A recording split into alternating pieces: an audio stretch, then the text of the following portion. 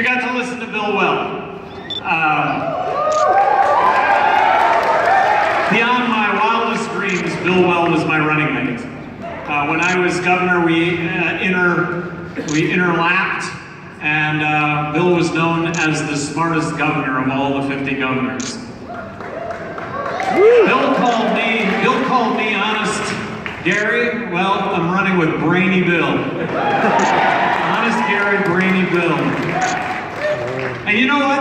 If you tell the truth, you don't have to remember anything. It works. It does work. People ask me all the time, what's it like to have been the former governor of New Mexico? I gotta tell you, in New Mexico, people wave at me with all 5 fingers, not just one. It's a good thing. It is. I think most people in this country are libertarians. It's just that they don't know it. And that is, keep government out of my bedroom and keep government out of my pocketbook. And I think that's what most of us do. Fiscally conservative. I got one piece of advice here tonight for all of you. My advice is worth exactly what you're paying for it, which is nothing. But the advice I have is that take what it is that you know and apply it entrepreneurially. You will never have a greater reward than doing that. And as difficult as it will be to become that entrepreneur tomorrow, it'll never be easier than tomorrow. Create your own job. Create jobs for others. And government can play a role in all this, making that as easy as possible, leveling the playing field. I think that the model of the future is the sharing economy, Airbnb, Uber.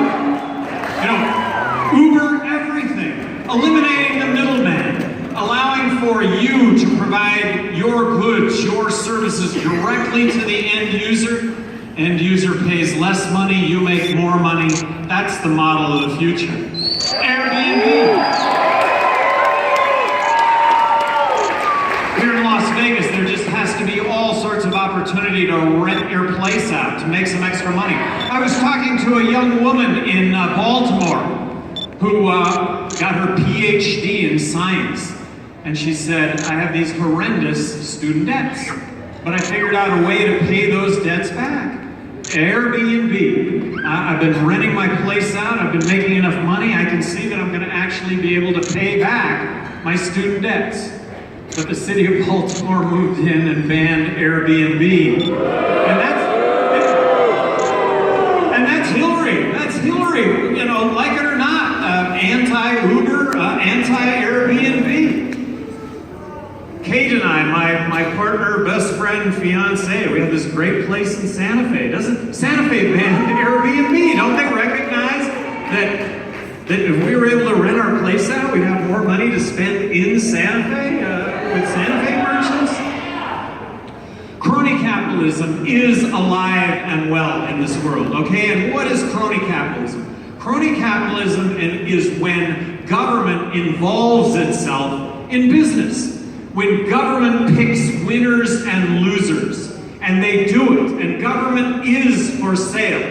Those that have money and influence pay for money and influence. They pay for a bigger share, if you will. It's for sale, it's being sold. Regrettably, right now in this world, I think that most people associate free markets and crony capitalism as one and the same, when in fact they're opposites.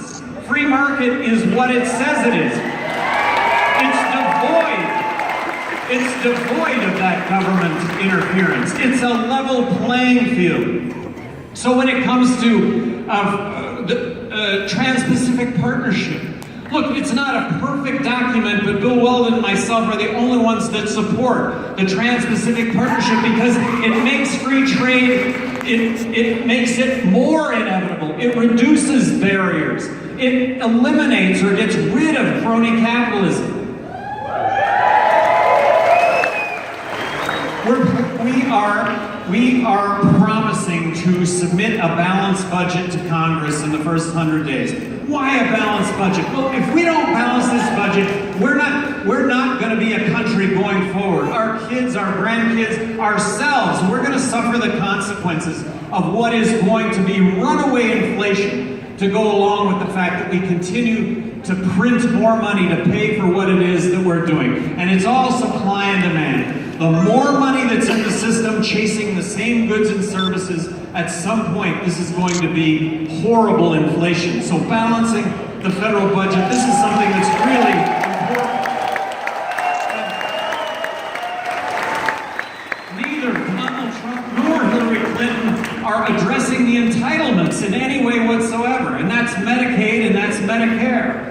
And we do believe in a safety net, and we do believe that a safety net can and has to be established.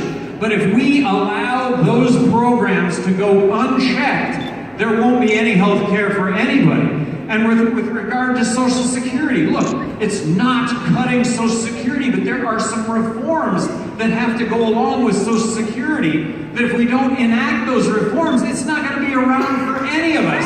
And if we dig our heads in the sand, it's just not going to happen. Taxes.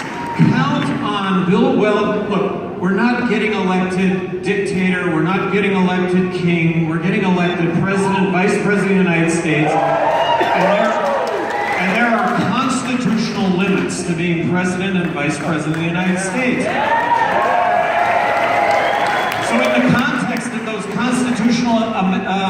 constitutional requirements, look, count on us to make taxes simpler. Count on us to do that. Count on us to not raise taxes at all. Neither of us, serving 2 terms as governor in each of our respective states, raised taxes 1 penny between us. Not 1 penny.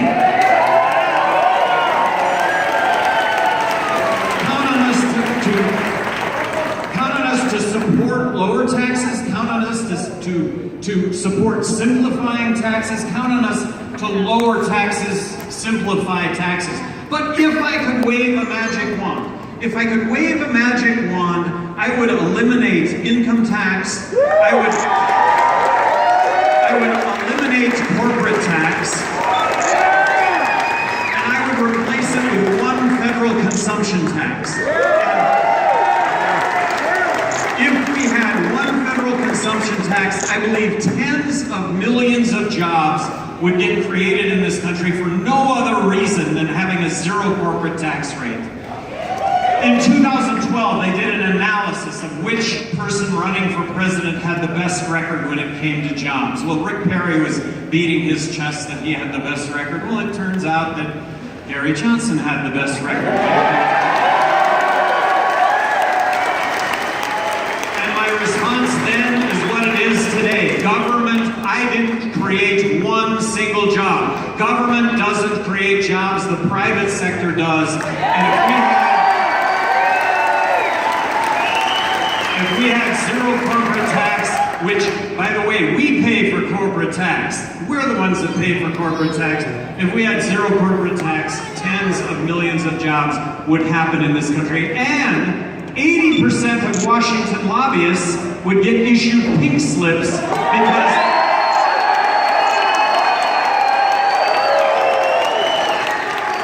that's why they're there, to garner special tax favor. That's why they are there. We should be embracing immigration. We are a country of immigrants.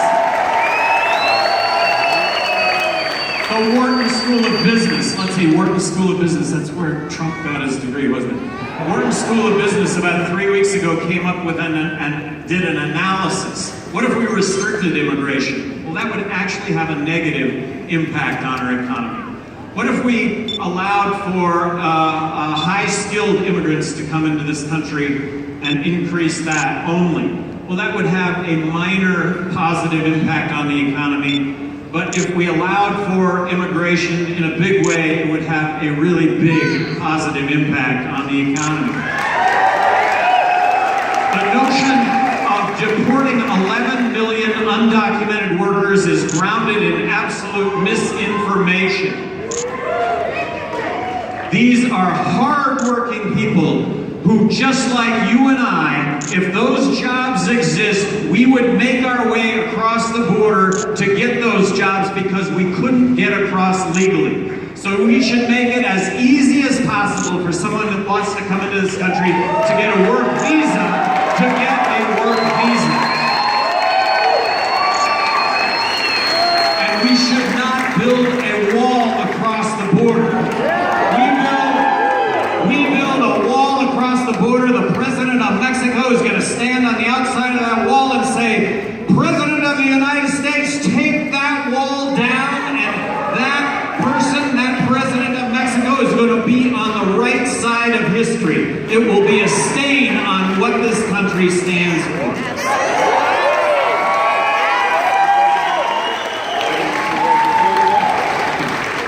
You know, Donald Trump was watching the Olympics really closely. How high do those Mexican pole vaulters go?